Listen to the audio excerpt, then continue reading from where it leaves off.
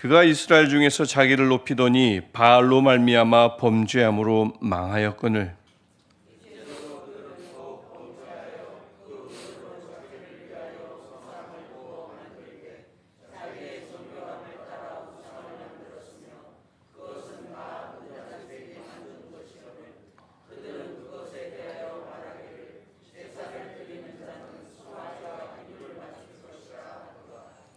이러므로 그들은 아침 구름 같으며 쉬 사라지는 이슬 같으며 타작마당에서 광풍에 날리는 죽종이 같으며 굴뚝에서 나가는 연기 같으리라.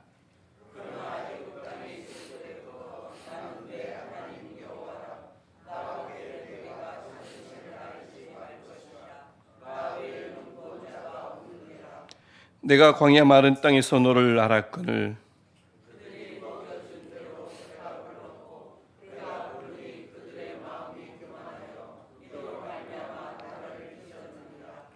그러므로 내가 그들에게 사자 같고 길가에서 기다리는 표범 같으니라.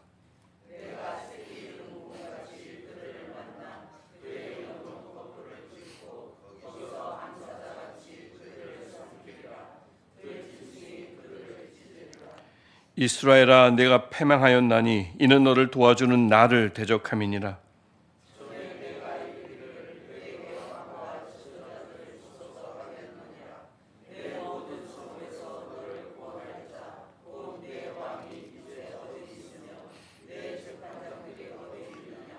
내가 분노함으로 내게 왕을 주고 진노함으로 패하였노라.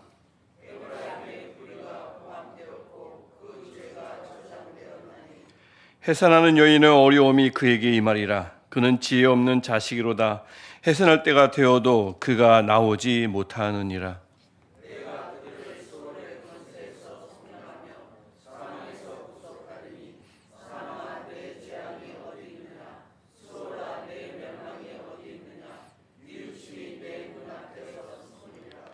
그가 비록 형제 중에서 결실하나 동풍이 오리니 곧 광야에서 일어나는 여호와의 바람이라.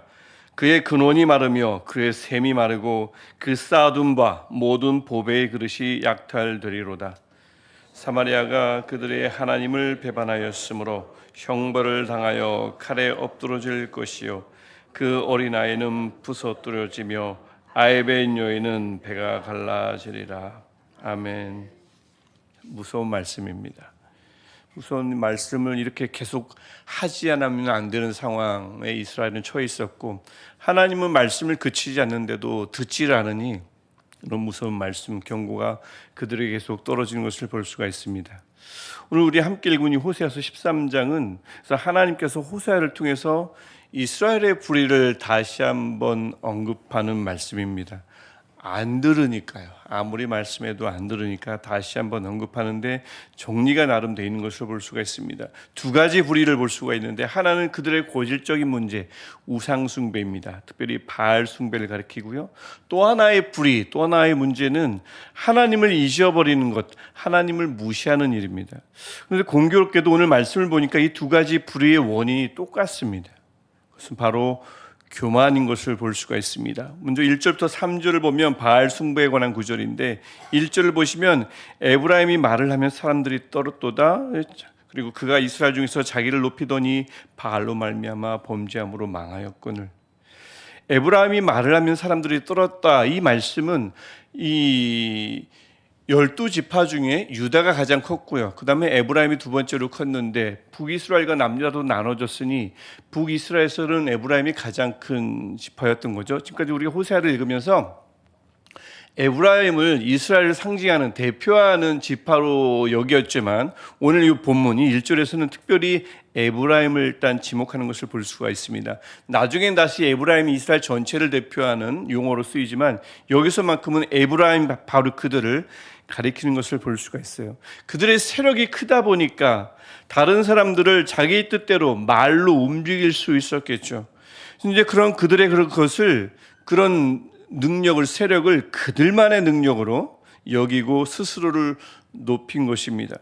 대단하게 생각한 거죠. 그 결과가 바로 우상 숭배임은 바알을 숭배하게 됐던 것임을 알 수가 있습니다. 그래서 2절을 보니까 바알에게 제사를 하는데 그냥 제사하는 것이 아니라 자기의 정교함을 따라 은송아지를 만들었습니다. 정교함, 능력이란 뜻도 되고요, 재능이란 뜻도 되고요, 그래서 열정이란 뜻도 되고요. 이 자기의 능력을 총동원해서 은송아지를 만들되 누구를 위하여 만듭니까? 2절에 자기를 위하여 만들었습니다. 그리고 그 송아지의 헌신의 표시인 입맞춤을 하도록 한 거죠.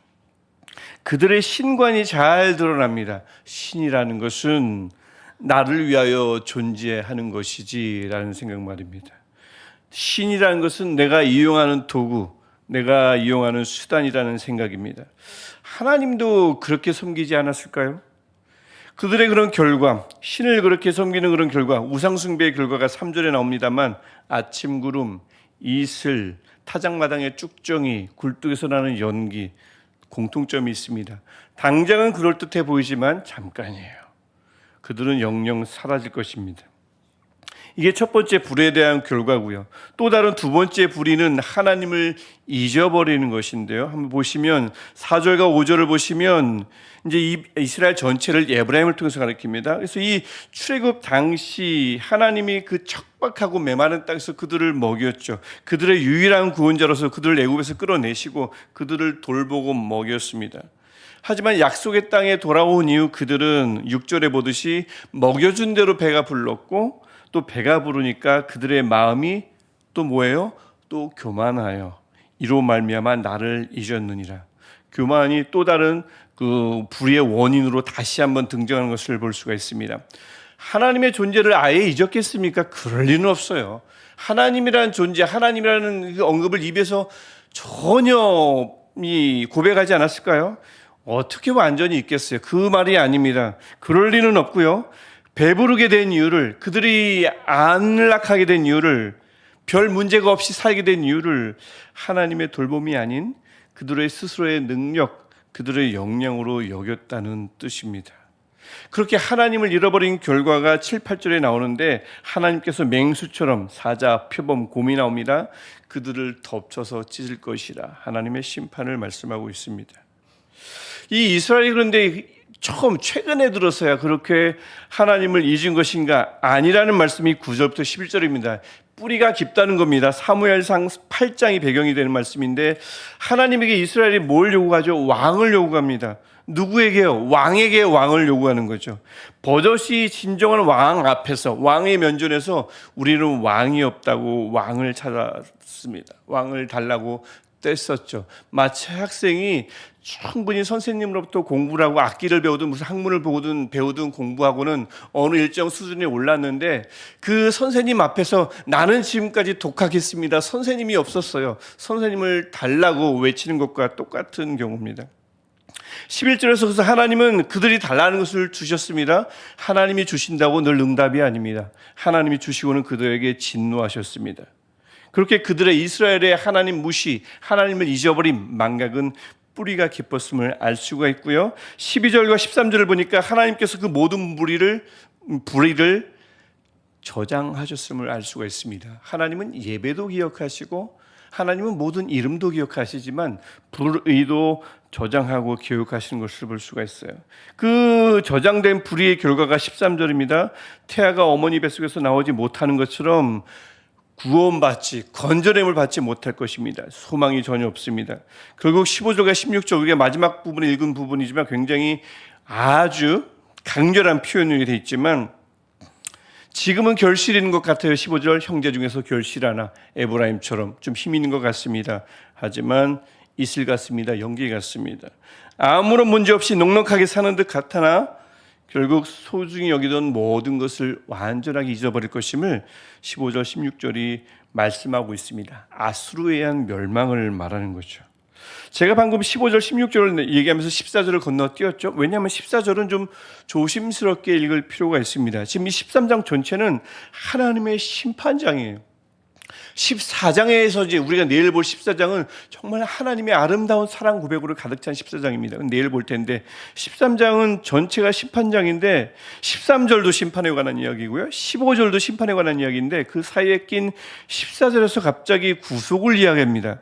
그래서 여러분 뭐 가진 성경이나 좀 가지고 있는 자료를 다 찾아보시면 이 14절은 하나님이 그렇게 하겠다는 약속으로 보는 것이 아니라 의무문으로 보는 것입니다. 물론 거기도 약속이 들어가 있죠. 의무문, 즉 그래서 이렇게 읽어야 된다는 것이죠. 14절 보면 내가 그들을 수월의 권세에서 사망에서 속량하며 구속하랴 라는 수사 의무문으로 읽어야 됩니다. 그래서 사망아 내 재앙이 어디 있느냐, 이거 이제 고린도전서 15장을 가면 부활장이므로 그 부활에 관한 말씀으로 사도 바울이 해석하지만 여기서는 적어도 사망아 내 재앙이 어디 있느냐, 얼른 나와서 저들을 삼키라 라는 뜻이고요. 내 멸망이 어디 있느냐, 저들은 그 코앞에 닥친 그 멸망을 아직 모르고 있구나. 뉘우침이, 그래서 여인 뉘우침이 내 눈앞에서 숨으리라, 일맥상통한 겁니다. 아무리 뉘우쳐도 내 눈앞에서는 소용이 없습니다. 숨으리라. 뉘우치는 것 같으나 진정한 뉘우침은 하나님이 도저히 볼 수가 없습니다. 결국 그래서 심판을 결코 피할 수 없다는 구절이 여전히 14절의 구절이라는 거죠. 그래서 이 13장 전체가 하나님의 심판을 절대 피할 수 없으며 코앞에 다가왔음을 우리에게 말씀하는 장입니다. 14절을 수사 의무문으로 읽을 때 13장 전체가 심판장이라 볼 수 있는 거죠. 13장의 말씀 아무리 봐도 굉장히 무서운 말씀이에요. 하지만 교만해진 북이스라엘에게 이런 말씀은 그저 남 얘기에 불과했을 겁니다. 저 이방인들에게 관한 이야기구나, 우리에겐 해당되는 얘기가 아니라고 생각했을 것 같습니다. 귀뚱으로 들었겠죠. 왜냐하면 그렇게 살아도 그들은 힘이 막강했거든요. 우리 그들의 말에 다른 지파들이 떱니다. 삶이 별 문제가 없었어요. 하나님이요, 그들의 신간 다시 한번 떠올려 보십시오. 내가 언제든 자기의 정교함을 따라 내 능력을 다 동원하면, 열심을 다하면 언제든 다시 헌신할 수 있는 대상, 이게 하나님이라 생각하지 않았겠습니까? 내가 필요할 때 부르면 오시는 분, 내 도구, 우리의 수단, 그게 하나님이므로 우리가 정교함을 따라 열심히 공을 들이면 하나님은 다시 오시겠지, 바알과 더불어 오시겠지 라고 생각했을 것입니다. 그래서 결국 그들의 결과는 무엇이죠? 이슬, 쭉정이, 연기입니다. 잠깐입니다. 잠깐을 꽃피우고는 속절없이 사라지고 만 거죠. 오늘 우리는 이 이스라엘 백성에게 외쳤던, 약 2700년 전에 외쳤던 하나님의 말씀을 우리가 똑같이 보고 듣고 있습니다. 읽고 있습니다. 호세아 13장 특별히 우리가 함께 보았습니다. 이 13장을 거울 삼아 우리를 살펴야겠죠. 우리는 그들과 달리 이 13장을 남 얘기라 치부하면 안 될 것입니다. 그래서 우리 마음속에 조금이라도 스스로를 높이려는 교만이 파고들지는 않았는지, 자리하지는 않았는지, 지금의 내 상황이 나의 능력, 나의 역량 때문이라는 교만이 조금이라도 있지는 않은지 살펴야 할 것입니다. 불의의 주요 원인이거든요. 13장에서는 그렇습니다. 그래서 이 교만이 조금도 자리하지 않도록, 혹시나 자리했었다면 흔적도 없이, 간 곳 없이 사라질 수 있도록 하나님께 매달려야 할 줄 믿습니다. 혹시나 그래서 이 교만 때문에 하나님을 열심히 찾지 않아도 일정 기간 능력이 있고, 일정 기간 배부르고, 일정 기간 아무런 문제가 없는 그 상황에 속지 않아야 합니다. 교만의 속임입니다. 교만에 넘어간 것입니다. 절대 그렇지 않습니다. 그 모든 것들을 버리고, 불의를 버리고 순전한 마음으로 오늘 본문이 우리에게 말씀하는 것처럼 고백해야겠죠. 우리의 도움이 되시는 분은 누구십니까? 오직 하나님 한 분이십니다. 하나님은 우리의 도구와 우리의 수단이 아닙니다.